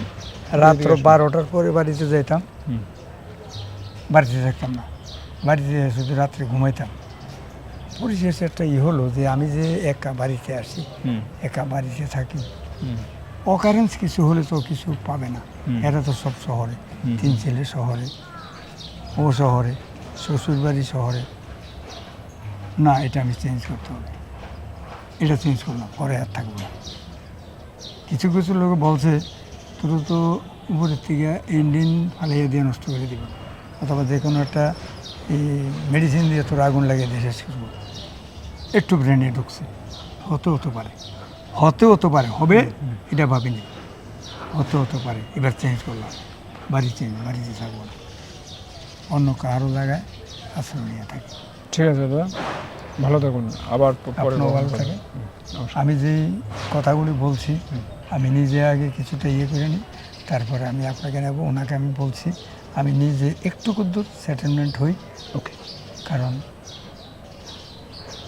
আপনি আমাকে যে কয়েকটা প্রশ্ন করছেন, মূল বিষয়টা হইলো আমি এটাই বুঝি, আমরা হিন্দু মানুষ, সংখ্যালঘু মানুষ, এই বাংলার ভিতরে আপনাকে কোনো এরকম ঠিকানা নেই যে আপনার পিতৃ সম্পত্তি এটা, আপনি মনে আবার রাগ নেই। না ঠিক আছে, সম্পত্তি কিন্তু হিন্দুদের, আপনি উল্টেন যান কাগজপত্র পাবেন এটি, আর এমন রাষ্ট্রীয়ভাবে উল্টেন যান।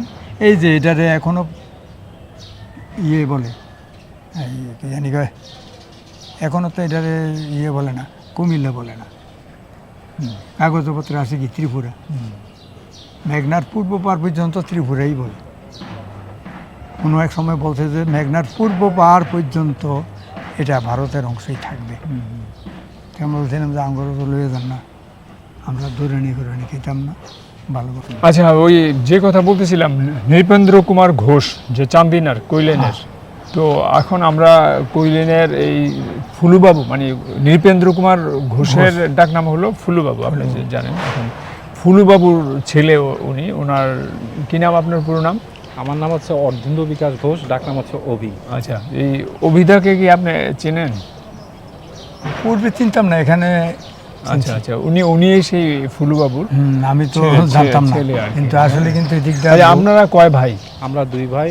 আমার নাম হচ্ছে অর্ধেন্দু বিকাশ ঘোষ বললাম, আর আমার ছোট ভাইয়ের নাম হচ্ছে শুভেন্দু বিকাশ ঘোষ, ওর ডাক নাম হচ্ছে ছোটন। আর আমার বাবার নাম নৃপেন্দ্র কুমার ঘোষ, আমার দাদুর নাম অটল বিহারী ঘোষ। আমাদের প্রায় কৈলাইন প্রায় 12 একরের উপরে সম্পদ ছিল। আর সিএস আমার দাদুর নাম আছে অটল বিহারী ঘোষ, আর বাবার নাম আরএসএ আছে, আমার জেঠুদের সম্পদ ছিল। আমাদের পূর্বপুরুষের সম্পদ 52 বছর আগে একটা পাওয়ার, যেটা আমি মনে করি এটা জেলা প্রশাসন ভুল করেছে, অথবা কোনো একটা তথ্যের বিভ্রান্তির কারণে এই অবস্থা হয়েছে। একজন সুনামিয়া নামে, তার পিতা হচ্ছে সিকান্দার আলী, এর নামে পাওয়ার একটা হয় 1972 সনে, কিন্তু বাস্তবে এলাকাবাসী থেকে আমি খোঁজ নেই, সুনামিয়া আর তার পিতা সিকান্দার আলী তাদের কোনো কাগজপত্র ছাড়া তাদের কোনো আর অস্তিত্ব নাই। এই সুনামিয়া 1 বছর পরে এই জমি আবার 3-4 জনের কাছে বিক্রি করে দেয়। তারপর থেকে আমরা এই সম্পদ হারা এখন এই অবস্থায় আছি। কুমিল্লা শহরে ভাড়া থাকি। আমার বাবা প্রয়াত হয়েছেন 2020 সনে, অনেক কষ্ট করেছেন, আমরা এই পর্যন্ত ভাড়াই আছি আর কি, এই আর কি। হ্যাঁ, তো ওনাকে নিয়ে আমরা এক সময় কখনো কৈলেনে যাব, গিয়ে যা যা প্রাচীন নিদর্শন আছে বা সম্পত্তি আছে এগুলো নিয়ে কথা বলবো আর কি। এর মাঝে দিয়ে আমি দেখি কতটুকু আপনাকে সাইড দিতে পারি। ঠিক আছে কাকাও, আমি মনে করি ঠিক আছে পিতৃভূমিটা দেখো। অবশ্যই ঠিক আছে কাকা। পিতৃভূমিতে গেলে পরে এটার অনুভূতিটা অত্যন্ত মর্মান্তিক।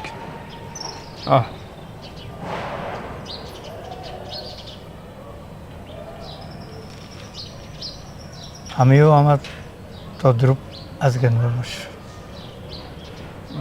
আমি হয়তো যাই 2-4-6 মাস পরে যাই। এটা আসলে কিন্তু আমি আরও আগে যেতাম, বিশ্বরূপ থাকতে প্রতি 2 মাস পর যেতাম। এমন কোনো ফল নাই আমাদের বাড়িতে 12 মাসের 12 ফল, কোনোটা বাদ নাই, ফুল এবং ফল।